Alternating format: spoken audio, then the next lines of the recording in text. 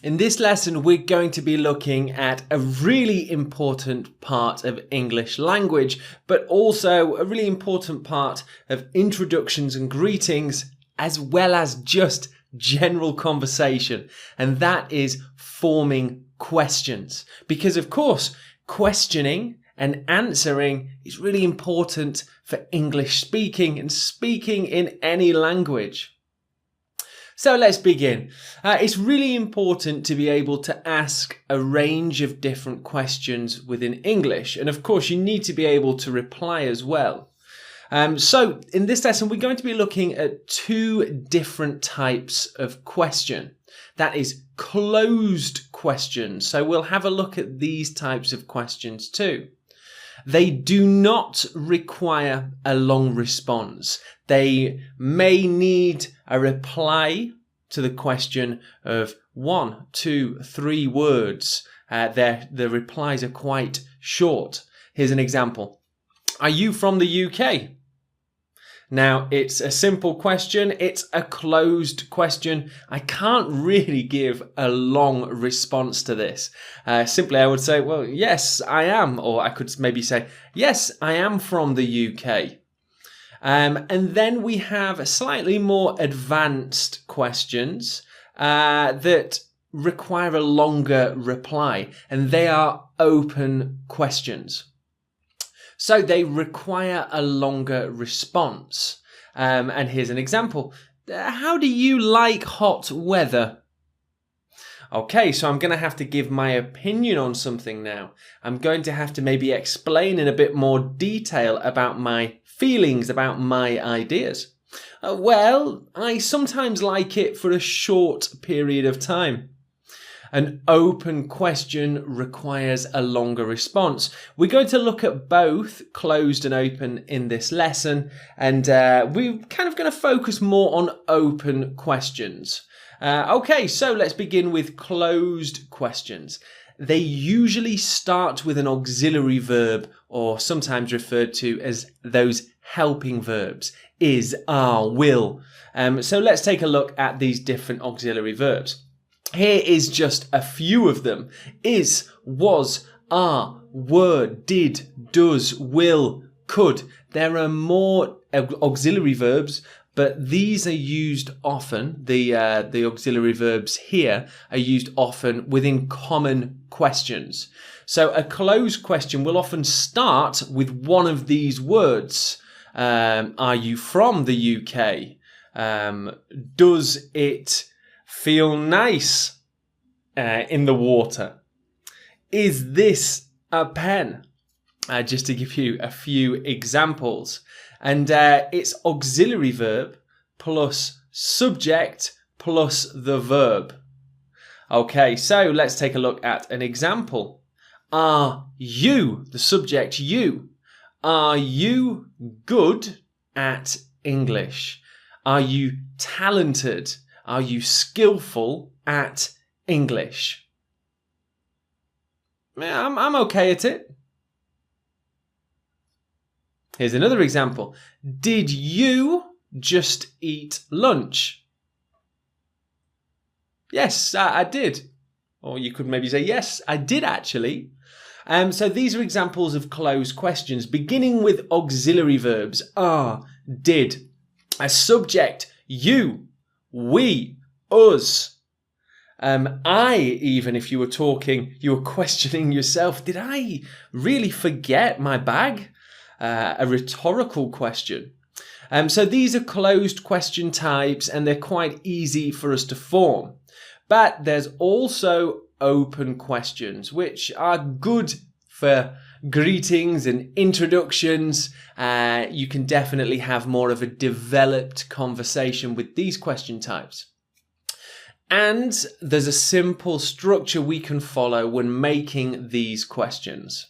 So, first up, we begin with a question word, the 6 W's. So, some people say the 5 W's plus 1. Some people say the 5 W's. I just say the 6 W's because, quite simply, they are 6 words with a W in, or they start with a W. What, where, when, who, why, and how.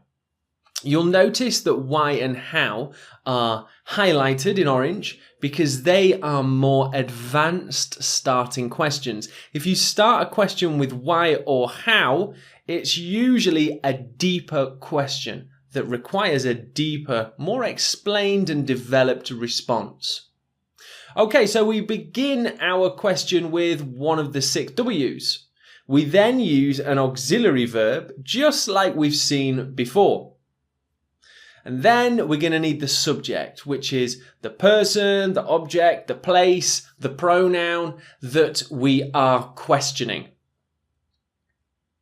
And the main verb. So here's a few: play, sing, eat, sleep, laugh, obviously in the present tense. So that is how we do it. One of the 6 W's, an auxiliary verb, subject, and then the main verb. Let's take a look at a couple of examples.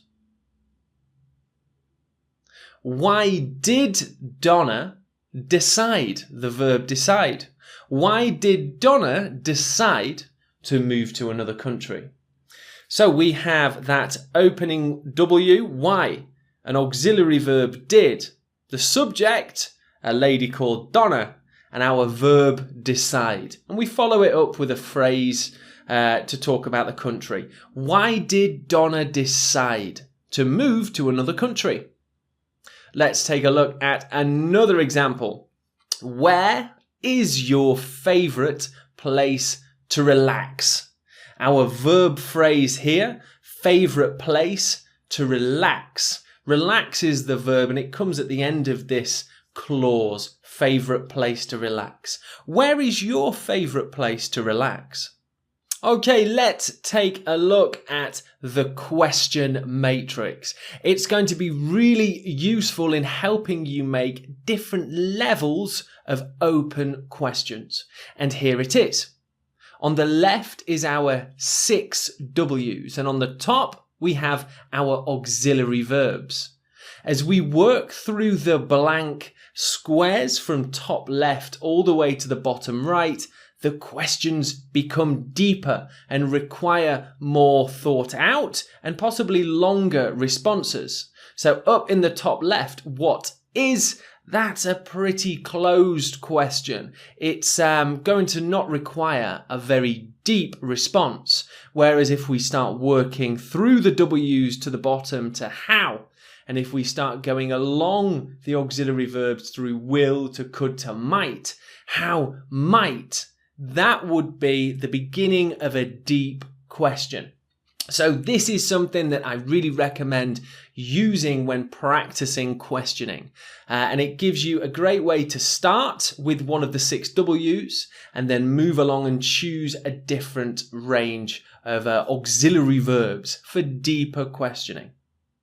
So let's move on to a quick live video where I'm going to talk you through a few more examples, specifically from really using the question matrix, and I'll give you some examples that I have made using this matrix.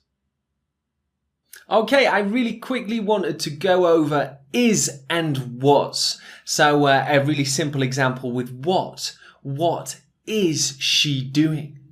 What was she doing?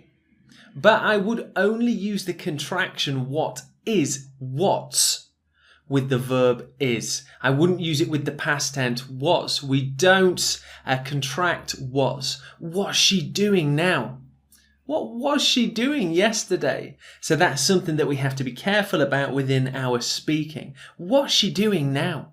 What was she doing yesterday? Moving on to a slightly more deeper questions from the question matrix, I'll drop to the how might. How might you feel if? So I'm talking about a really deep question here. How might you feel if you lost your wallet?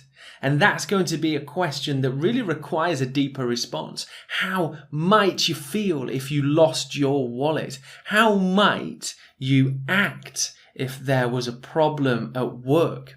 Again, another deeper question. And using the question matrix, we can go from super simple, what is, what was, what's, all the way to more advanced questioning, how might, how would, is another really deep questioning phrase to start off the questioning. Okay, so the question matrix is super useful, and I really do advise that you have a go at using it for these open questions. But it's important to remember that we don't only use open questions. It's very natural within conversations involving 2, 3, 4 or more people that there's a mixture of closed and open questions too. So you need to be familiar with both.